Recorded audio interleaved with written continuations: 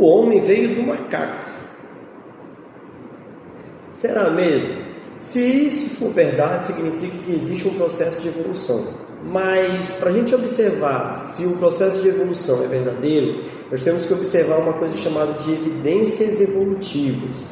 Primeira evidência evolutiva, a chamada comparação anatômica. Geralmente você faz uma comparação visual daquilo que você tem com aquilo que você quer. Por exemplo, quando a gente olha para o chimpanzé, nós observamos que temos características semelhantes a eles, né? Braços alongados, no caso os membros superiores, a manipulação da mão, a estrutura da cabeça. Então são características bem semelhantes ao ser humano. Por quê? Anatomicamente, a comparação se dá através das estruturas, principalmente a estrutura óssea. Então nós podemos observar que tanto estruturas ósseas quanto a musculatura, questão de comportamento, eles vão ser direcionados para uma característica semelhante. Isso em prova pode estar relacionado com o que a gente chama de estruturas homólogas. Por quê? Porque para o animal apresentar as mesmas características anatômicas, ele tem que ter vindo de um mesmo ancestral. E então isso gera o que nós chamamos de homologia. Segunda evidência evolutiva, pode estar relacionado com os fósseis. Bom, como eu já citei a ideia de ossos e músculos, então, para a gente observar fatos que possivelmente teriam ocorrido há muito tempo atrás, a gente vai observar principalmente os ossos, fazendo comparações ósseas de um animal com o outro, ou com o que existe hoje com o que poderia ter existido no passado. Isso é muito usado, por exemplo, para descrever ou para reestruturar o estudo dos dinossauros, ou até mesmo relacionado com o ser humano, dizer que assim, nós temos características de um hominídeo de 10, 15, 20 mil anos atrás. Então, assim, são características relacionadas ao homem através de estruturas fósseis. Terceira evidência evolutiva pode estar relacionada com a questão fisiológica. Então, o comportamento do nosso corpo, ou seja, as funções que o nosso corpo realiza, desde a estrutura celular até a questão anatômica propriamente dita, ou seja, o contexto geral, como é que ele funciona, ele pode ser parecido com outros animais. Vou dar um exemplo bem simples, né? Um tempo desse eu verifiquei um estudo que falava sobre o pâncreas de porco. Por quê? Porque o porco ele tem muita semelhança com o nosso corpo, principalmente a função do pâncreas. Então, a questão fisiológica do pâncreas, ao produzir, por exemplo, insulina, serviria para o ser humano. Algumas insulinas eram utilizadas no pâncreas do porco. Hoje em dia não mais, tudo bem? Mas esse é só um estudo básico.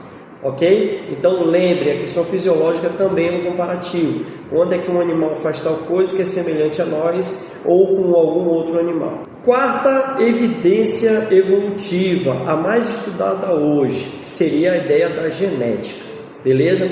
Quando a gente observa todo o padrão correspondente de DNA do início da fita até o final da fita, a gente pode fazer comparação com o estudo de DNA de outros animais ou de outros seres vivos ou de alguma amostra. As pessoas já devem ter ouvido falar que o código genético humano ele é bem próximo do código genético do chimpanzé. Bom, na prática, o que seria isso? Segundo alguns artigos, mostra que praticamente 99% dos genes, ou seja, da sequência de bases nitrogenadas que apresentam no código genético, lá no genoma do chimpanzé, é igual ao código genético humano ou genoma humano. Traduzindo, a maior parte das características que o chimpanzé apresenta são semelhantes a nós, por quê? Porque o código genético deles são semelhantes. Isso tem a ver com o quê? Tem a ver com uma possibilidade de um ancestral comum, no que a gente chama de homologia. Então, a ideia de homologia para a genética mostra que, além de você apresentar estruturas semelhantes, o desenvolvimento embrionário também semelhante, porque as duas espécies são mamíferas, nós também apresentamos um código genético semelhante. Lógico, que esse 1% safado do ser humano faz toda a diferença em relação aos outros em relação à nossa ordem dos primatas.